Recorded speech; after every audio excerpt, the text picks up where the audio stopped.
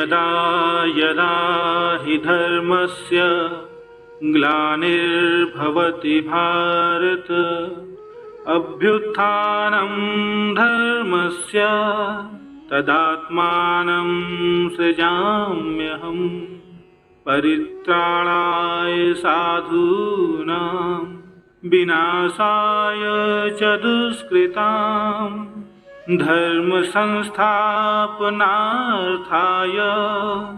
संभवामि युगे युगे। जय श्री कृष्ण। नमस्कार दोस्तों, आप सभी का स्वागत है हमारे YouTube चैनल भक्ति संगम में। मैं अभिषेक सिंह बहुत बहुत आप लोगों का स्वागत करता हूं। दोस्तों, आज हम हिंदू धर्म के कई महान ग्रंथों में से एक भगवत गीता में दिए गए कुछ सीखों और विचारों के बारे में डिस्कस करेंगे, विचार विमर्श करेंगे, जो हमें जीवन जीने का सही तरीका सिखाते हैं। भगवत गीता इस धरती का सबसे कीमती ज्ञान का स्रोत है। इस ज्ञान की असल में कोई कीमत नहीं है। इस ज्ञान में इतनी ताकत है कि यह आपको बदल कर रख सकता है, और इसका इतना महत्व सिर्फ ऐसे ही नहीं माना गया है। इसके पीछे एक बहुत बड़ी वजह है। भगवत गीता की बात अगर कोई जान ले तो उसे सफलता से कोई नहीं रोक सकता। देश भर में लोगों का तो ये भी मानना है कि जो भी इंसान इस ग्रंथ को पढ़ता है उसे जीवन की सभी सफलताओं का राज पता चल जाता है। भगवत गीता में श्री कृष्ण द्वारा दिया गया वह ज्ञान जो हर इंसान को जानना और समझना चाहिए, क्योंकि यह ज्ञान आपकी जिंदगी बदल सकता है और आपको अंधेरे और निराशा से निकालकर उसे खुशहाल जिंदगी की तरफ ले जाता है। आपको भगवत गीता क्यों पढ़नी चाहिए, इसके लिए मैं आज आपको एक कथा सुनाऊंगा।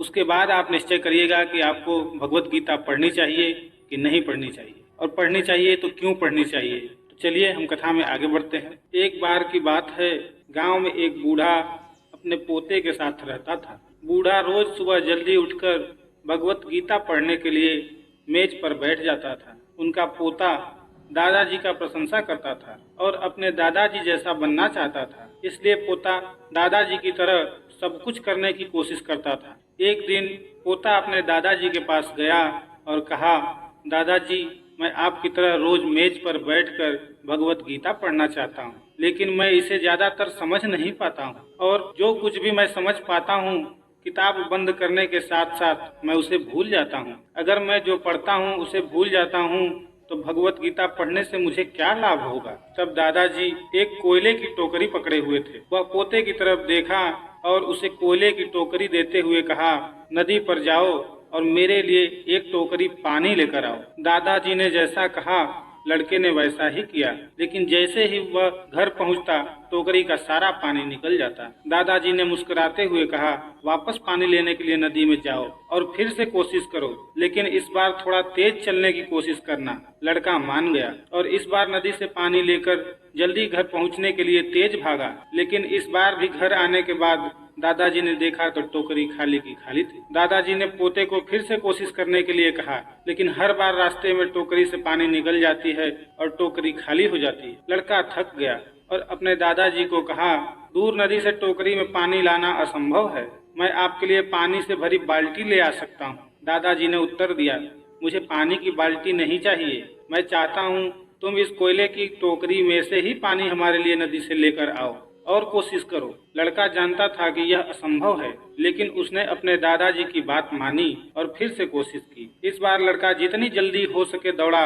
लेकिन फिर से टोकरी खाली थी। लड़का थक गया और उसने अपने दादाजी को कहा, ओ दादाजी, इस टोकरी से नदी से पानी लाना हमारे लिए असंभव है। दादाजी ने उत्तर दिया, तुमको लगता है कि यह असंभव है, लेकिन जरा टोकरी को देखो। लड़के ने टोकरी की ओर देखा।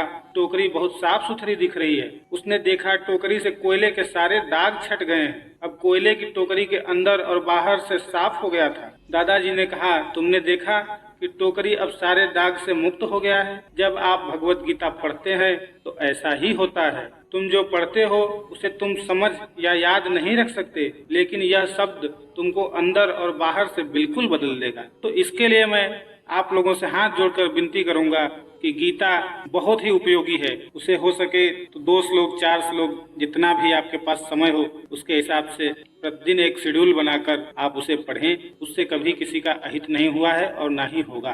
तो दोस्तों, आज के वीडियो में इतना ही। फिर मिलेंगे अगले वीडियो में। तब तक के लिए नमस्कार।